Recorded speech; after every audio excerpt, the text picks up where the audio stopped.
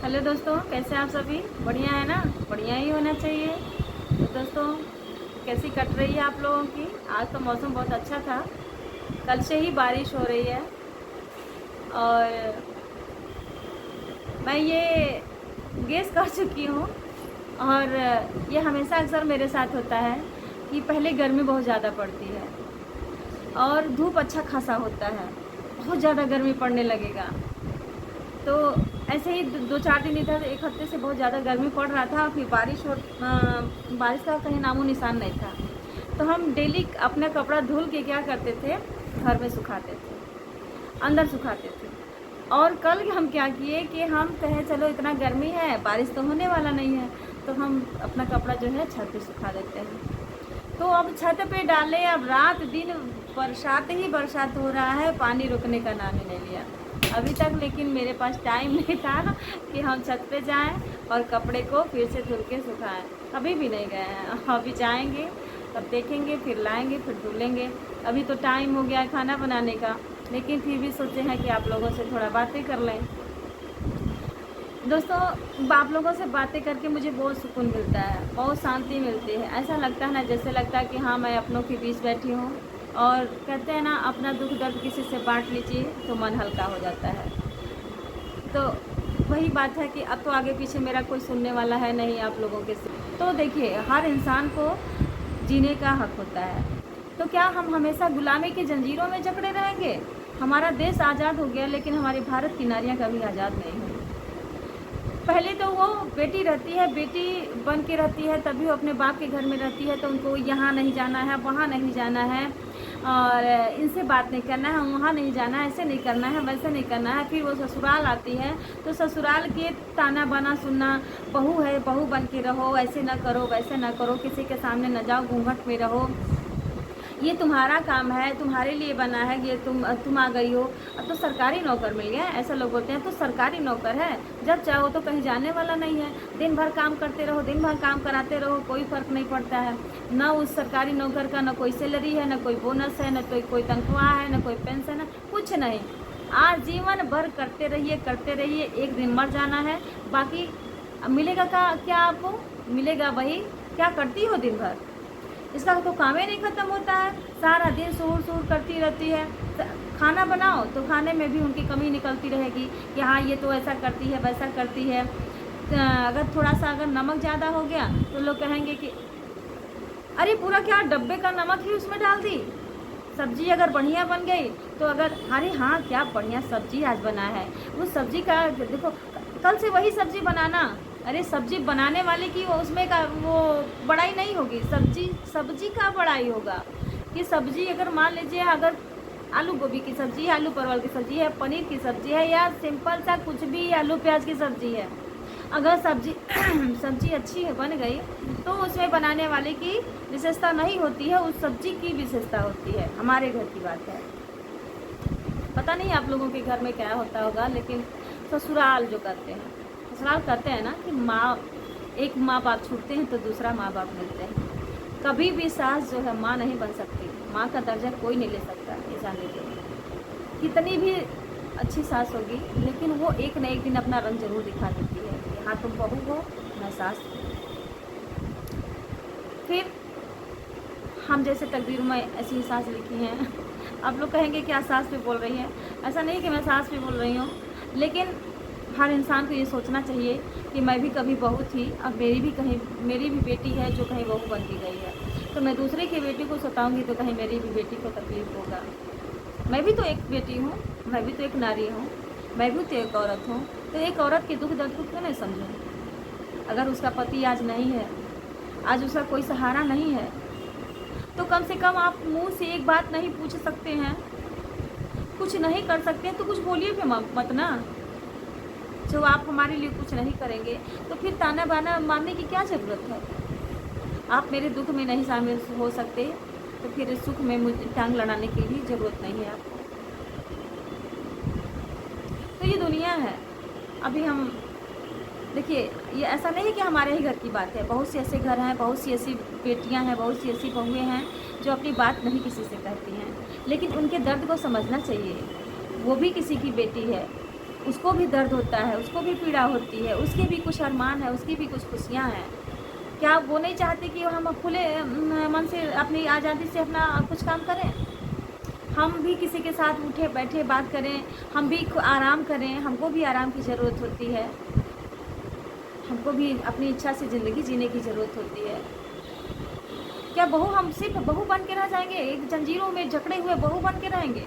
हाँ बहू हैं, ऐसा नहीं है कि हम बहू नहीं हैं, बहू हैं, लेकिन बहू का कर्तव्य हम पूरी तरह निभा रहे हैं तो आपको भी माँ बाप का कर्तव्य निभाना पड़ता है,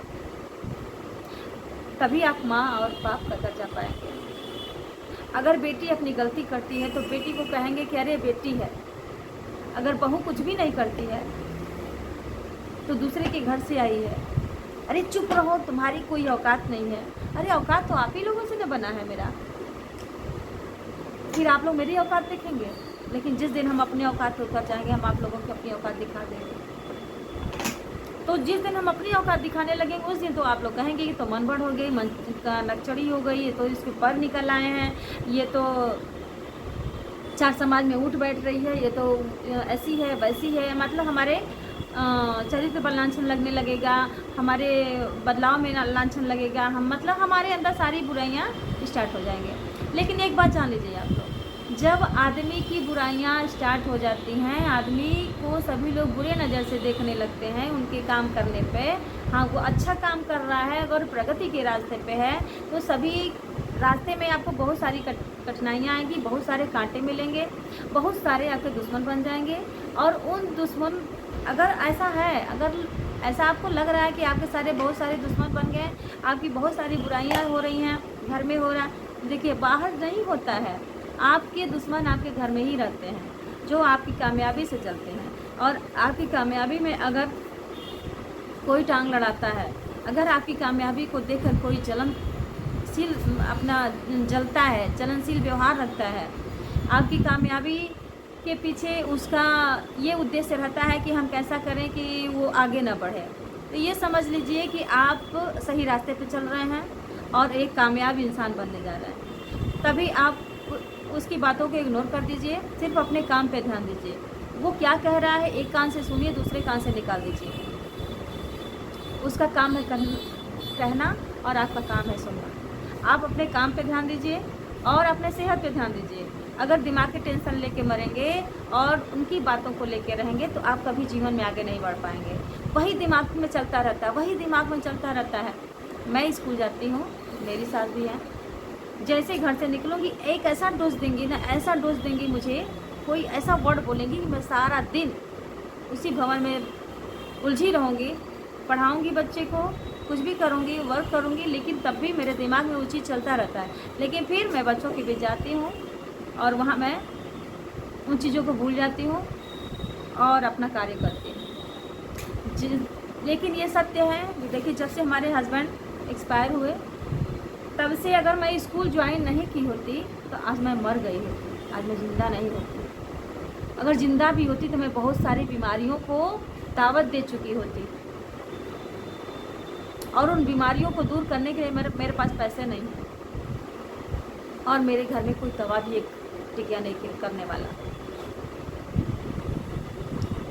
मेरे बेटे का तबीयत खराब था, लीवर स्वेलिंग हो गया था, मैं अपने बेटे का दवा उन्हीं पैसों से करवाई। मैं छोटे से स्कूल में पढ़ाती हूँ, लेकिन उन्हीं पैसों से अपने बेटे का परवरिश कर रही हूँ। जो छोटी छोटी चीज़ें हैं, छोटी छोटी ज़रूरतें मैं अपने बच्चों का पूरा करती हूँ। और कल को हम उस स्कूल को छोड़ देंगे तो आप हमारी ज़रूरतों को पूरा करेंगे? नहीं करेंगे। तो अगर हम आज ये काम कर रहे हैं, हम अपने लिए जी रहे हैं, अपने बच्चों के लिए जी रहे हैं, तो फिर आपको तकलीफ़ क्यों हो रही है? क्यों आप हमेशा बार बार कह रहे हैं घर में रहो, चूल्हा चौका करो, बस इतने तक तुम्हारी औकात है? और नहीं तो ऐसे ये सुनने को मिलता है, ऐसी विधवा औरत रहती है। अरे विधवा का कोई अधिकार नहीं होता है, विधवा को खाने का अधिकार नहीं है, उसको कपड़े पहनने का अधिकार नहीं है, उसको शौक श्रृंगार करने का अधिकार नहीं है। किसने कहा है? कौन कहा है कि वो श्रृंगार नहीं कर सकती? अरे मांग में सिंदूर नहीं लगा सकती है, वो मंगलसूत्र नहीं बांध सकती है, वो कपड़े नहीं पहनेगी, वो चार समाज में नहीं जाएगी, वो दुनिया के सामने हंस के बोल नहीं सकती है, किसी के सामने सर उठा के जी नहीं सकती। किसने कहा है? लेकिन आज तक भी कुछ लोग ऐसे हैं हमारे परिवार के जैसे लोग कहते हैं सब कि तुम विधवा हो, इस तरह से विधवा रहती हैं। अरे हमने क्या किया है, क्या देखिए तुम लोग क्या करती है विधवा। मैं सफ़ेद साड़ी पहन के दिन भर रोती रहूँ, आप लोगों के सामने गिड़गिड़ाती रहूँ, आंसू चुआती रहूँ, बस खाली दुखड़ा गाऊँ आपके सामने, तब आप जानेंगे कि मैं विधवा हूँ। तो क्या करेंगे उसके लिए? आप मेरे लिए कुछ कर पाएंगे? कुछ करेंगे? अगर कुछ करिए तो मैं वो भी करने के तैयार हूँ। मैं आपके सामने रोऊंगी, गिड़गिड़ाऊंगी, तो आप मेरे लिए कुछ करिए, मुझे प्रॉपर्टी दे दीजिए, मुझे धन दौलत दे दीजिए, मुझे ऐसो आराम दीजिए, मैं नहीं जाऊँगी।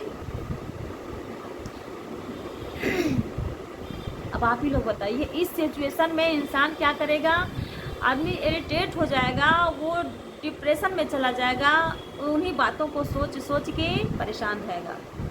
तो रहना पड़ता है, सहना पड़ता है, सिर्फ इसलिए कि परिवार है। मैं एक औरत कभी कमज़ोर नहीं होती, अगर वो अपने पे आ जाए तो बहुत कुछ कर सकती है। तो दोस्तों, मेरे कहने का ये मतलब है कि अगर आप कमज़ोर बन के रहेंगे, झुक कर रहेंगे, तो उतना ही आपको दुनिया झुकाएगी, लेकिन सहिए उतना ही जितना सहने लायक हो। ज़रूरत से ज़्यादा सहना भी आपके लिए अपराध साबित हो सकता है, और आपको ही वो परिणाम भुगतना पड़ेगा। इसलिए जितना ज़रूरत हो उतना सहिए और अपने काम पे ध्यान दीजिए। लोग क्या आपके बारे में कह रहे हैं, उन बातों को इग्नोर करके आगे बढ़ते रहिए। स्वस्थ रहिए, मस्त रहिए। मिलते हैं अगले वीडियो में, तब तक के लिए बाय।